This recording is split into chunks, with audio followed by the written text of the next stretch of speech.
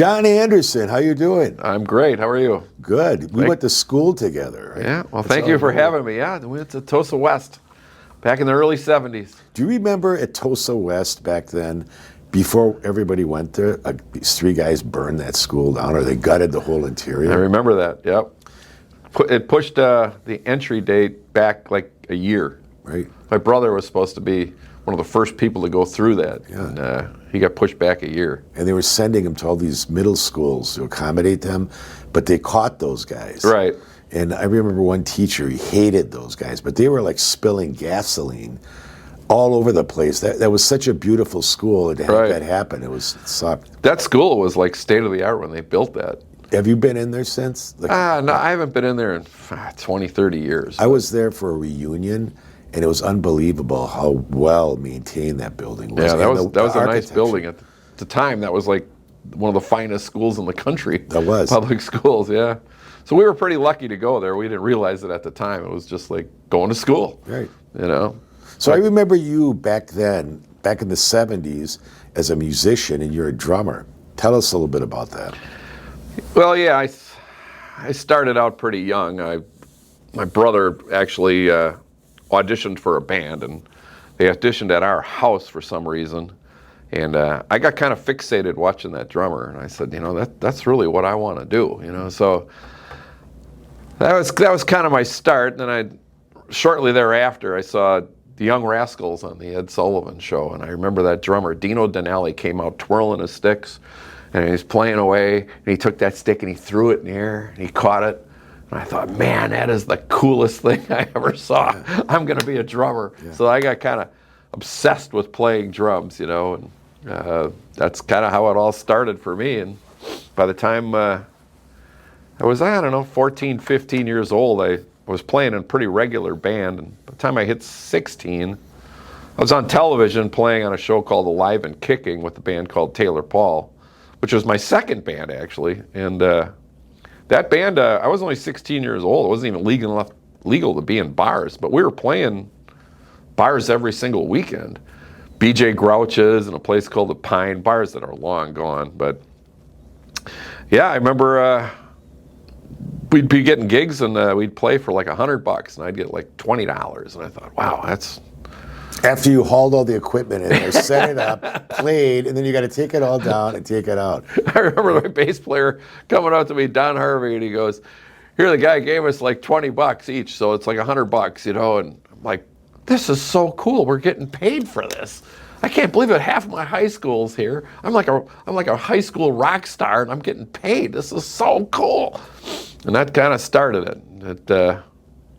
$20 was not the least I've ever made playing a gig, I'll tell you that. But that was a lot back then, wasn't it? Oh, yeah.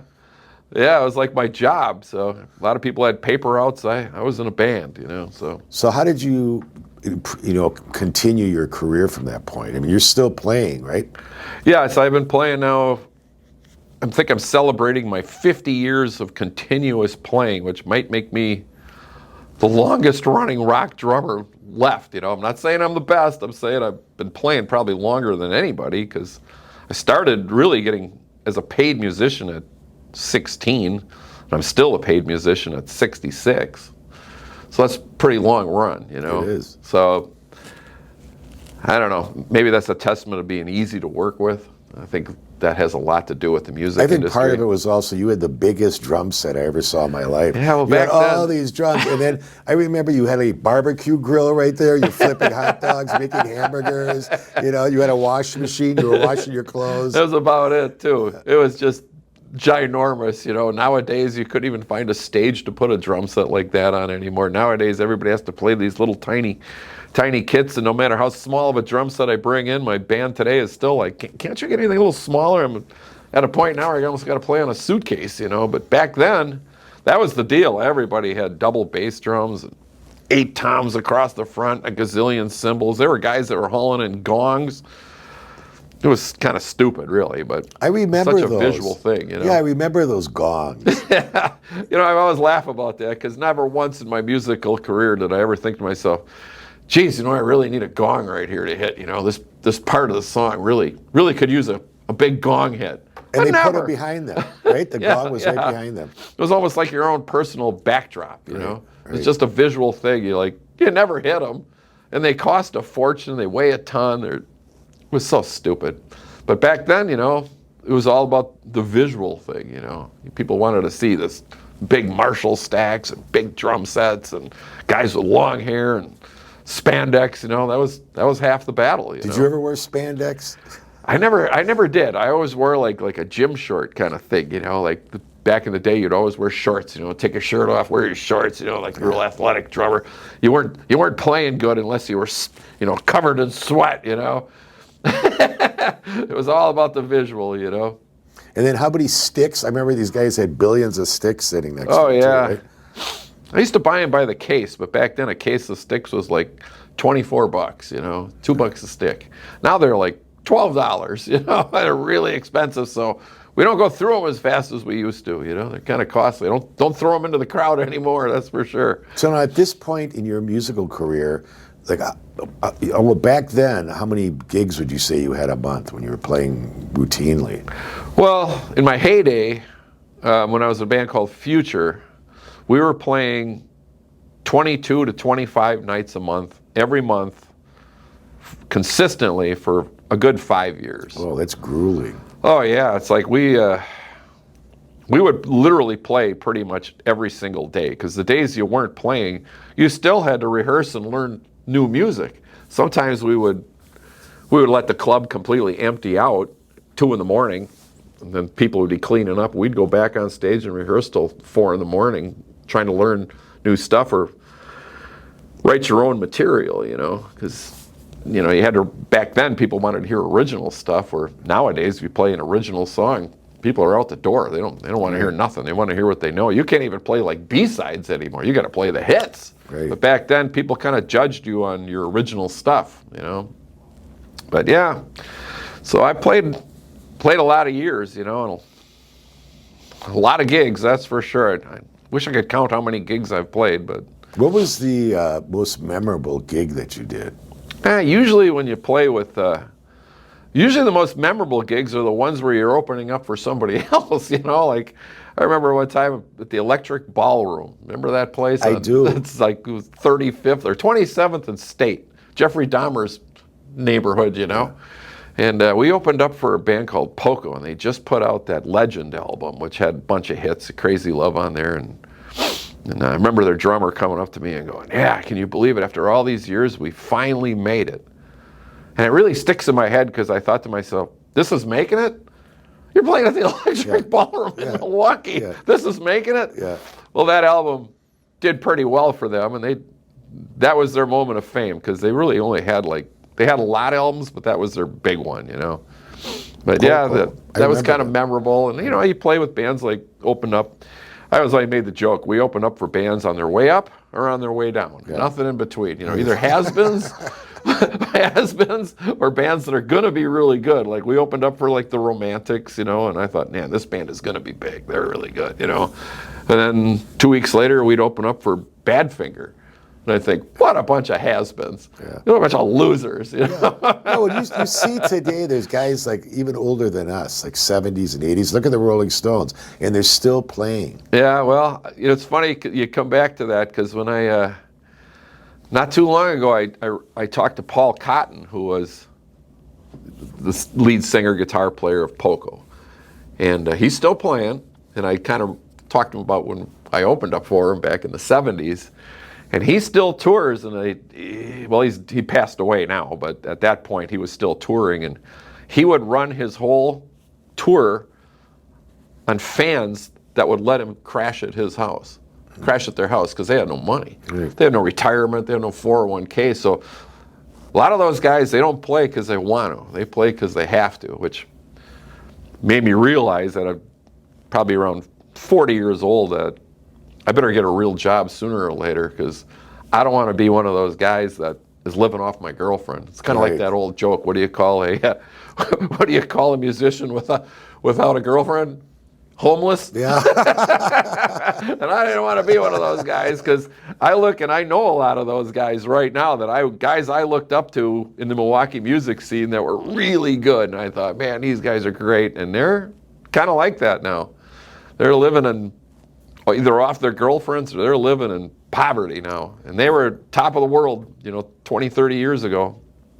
Did you have a gig? We mentioned this before taping this, but you had a gig where something happened in a bar. Oh, a fire? Yeah. Yeah, we were playing in the Raintree Lounge in Iowa. And never forget that. It was like a 5-nighter. And that you could do that in those days. A bar would hire you for 5 nights in a row, and it'd be packed every single night. And stuff like that never happens anymore unless it's Howard Johnson's or something. But yeah, so we're playing. We played probably 2 of the nights, and everybody in the band there were 2 guys to a room. So you got like 4 rooms, and we're watching the news, and news comes on. Hey, there's a 4-alarm fire going on at this Raintree Lounge here, and we didn't even think about it. Mark Werpel was in a bed next to me. He's playing in Blackfoot right now, and we're both watching. It's like, wow, check it out, man. There's a bar on fire. Not even thinking about it, Wow, that's terrible. All of a sudden, the door breaks down, and our light man, our road crew, our bar's on fire. Like, well, this is our bar. And I look at Werpel, he looks at me and he goes, that's it, I quit. I'll never forget that. They're like, oh, great. Every man for themselves now, huh? So we go down there, and the fireman wouldn't let anybody in, and basically I lost everything. I own the PA, I own the lights, I own all the drums and everything. And so I lost a lot. Those guys, their stuff got burned, but it got salvaged because they were way in the back. Guitar line is way in the back, and the dance floor kind of shielded the fire, but my PA was out on the other side of the dance floor. That got burned up.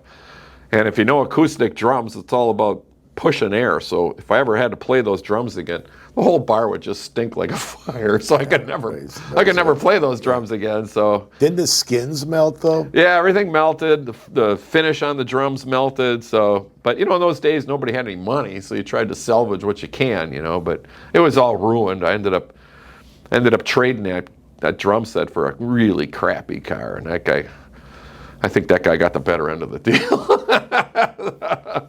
But yeah, those were tough times, So you were mentioning how the Milwaukee music scene has changed over the years. Yeah, it's terrible right now. I feel, but back then in those days, the music scene was thriving, and I remember days where I'd say, okay, who am I going to go see tonight? I could go see the Rage, I could see Bad Boy, I could see Off Broadway, I could see Yipes, I could see all these great bands, and they were playing all on the same night. Like you'd almost have to drive your car and try to hit them all, and a lot of these bands became great bands. Cheap Trick was like a local yokel band. I probably saw them 50 times in bars, and I never thought they were even the best bar band, but they were great writers and great players, but all those bands played all their own music. They wrote it all. Nowadays, everybody's playing 80s. Everybody's playing exactly the same thing, and there's no difference hardly between any of them, and nobody writes any music anymore. And now the whole big thing is the music scene is turned into tribute bands.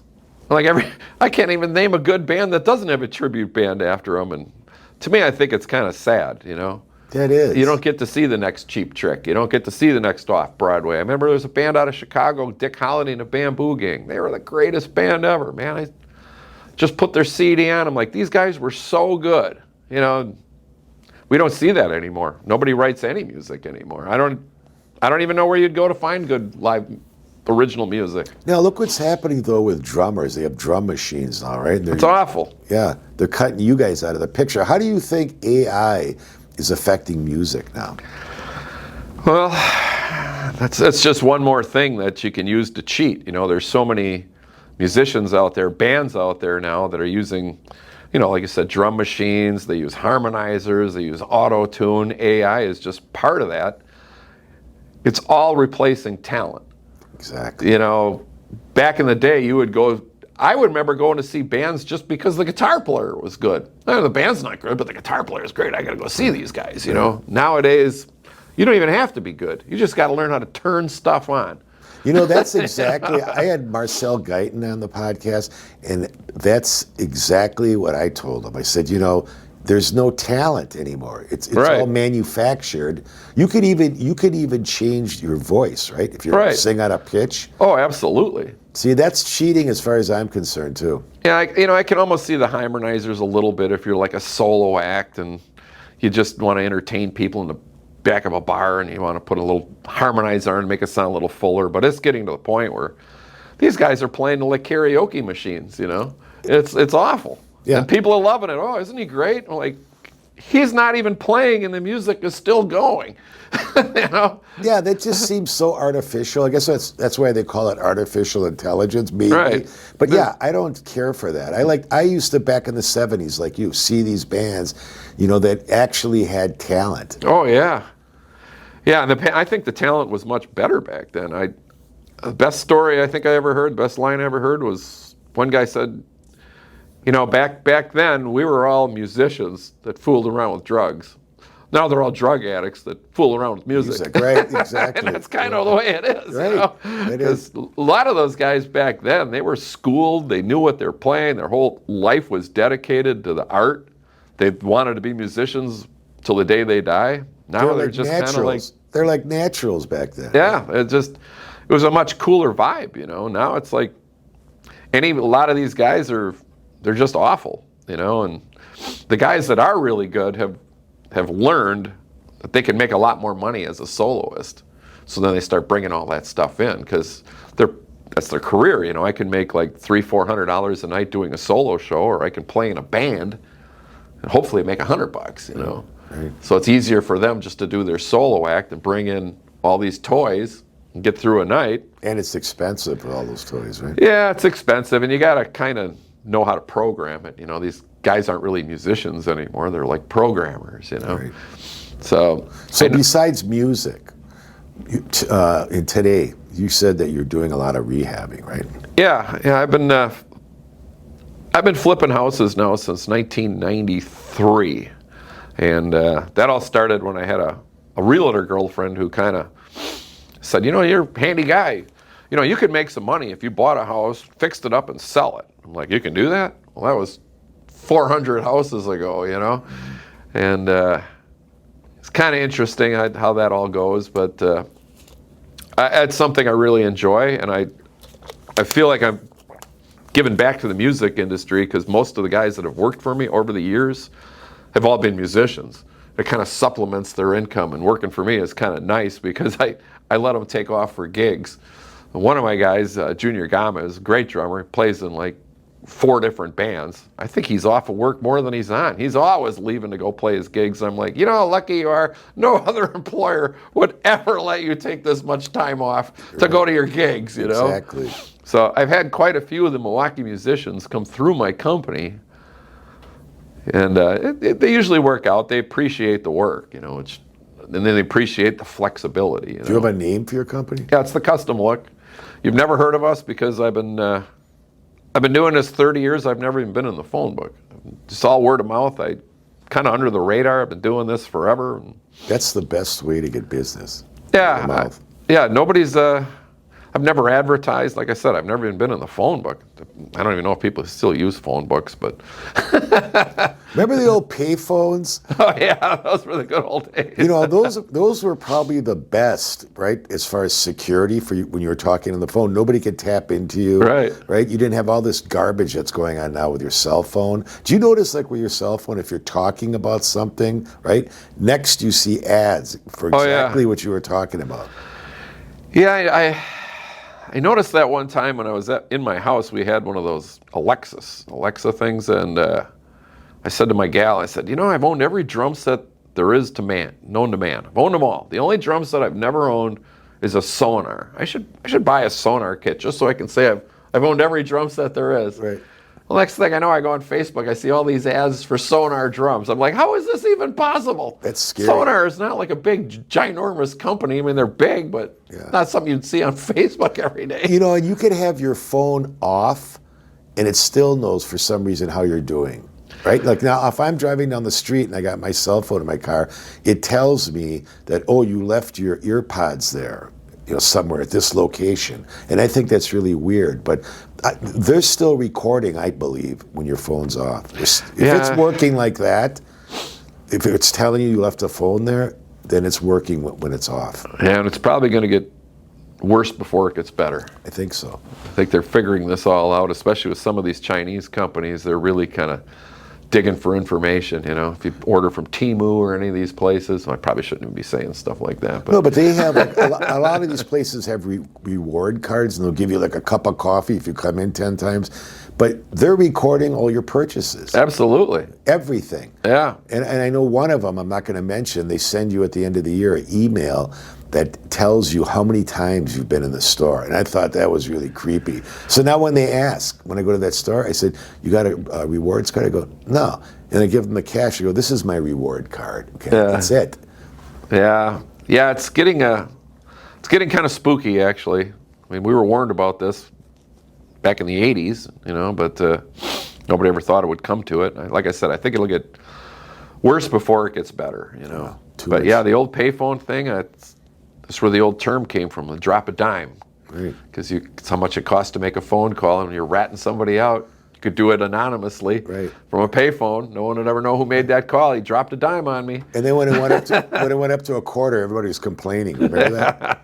I don't even know if there's even a payphone out there anymore. I don't think there is. And if there is, how much is it? Yeah.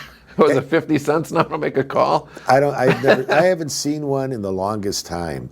But they were fun. But then you'd be kind of weird because you'd get on a payphone and you had somebody else's mouth on it. Did that ever bother you? And in their ear, and it's like, no. Yeah, I don't know. That's kind of weird. I don't even know if there's any of those in around anymore. There probably are. Somewhere. It's probably are, but I don't know where. I haven't seen one in forever, Yeah, so I mean, cell phones, they're a great invention, but yeah, too much information. Absolutely. All right, so you got the rehabbing, you got the drumming. What do you do for just having fun on your own? Anything? Do you have time for that? Yeah, but I'm kind of a one-trick pony. My fun is usually going out and seeing other bands. Yeah. To this day, I'm still kind of a barfly. I consider myself almost like a Milwaukee historian of all the bands that have come through here because I have a very good memory, and I can remember pretty much any band that was any good. And you're always striving to find that one band that's like, wow, no, these guys are good. Yeah. That was cool, Yeah. But nowadays, 99% of the bands I see, I'm like, yeah, they're okay. They're all right. I mean, I don't care if you play a Journey song perfect. So what? Everybody else does it too, It's very rare I find bands like, no, these guys are cool, Well, they have a lot of open jams today. I think that's how a lot. Right. And I always look at it like and analogize it to a bowling league, right? You go with your buddies, and that's what jamming really is. Yeah, I've been to a bunch of those open jams, and I find myself noticing that it's always the same people. Right. These guys, like, they're on the open jam circuit. Right. They know like 6 good songs or 4 good songs, and they go to all the open jams and just keep playing them whatever you want. I'm like, do you guys know anything else? How come you guys are never in bands? But I suppose if I was looking for a band, or maybe that would be the place to hook up, Exactly. Meet other people, or if I was new in town, kind of like, okay, well, this guy's pretty good, or that guy's okay, That's how you meet people, or break in. Well, John, it was a pleasure having you here. We go back a long way. Yeah, we do. Yeah, and I think everything that you said was very interesting, and I want to thank you for being here. Well, thanks for having me. Yeah. All right, take care, John. All right, thank you.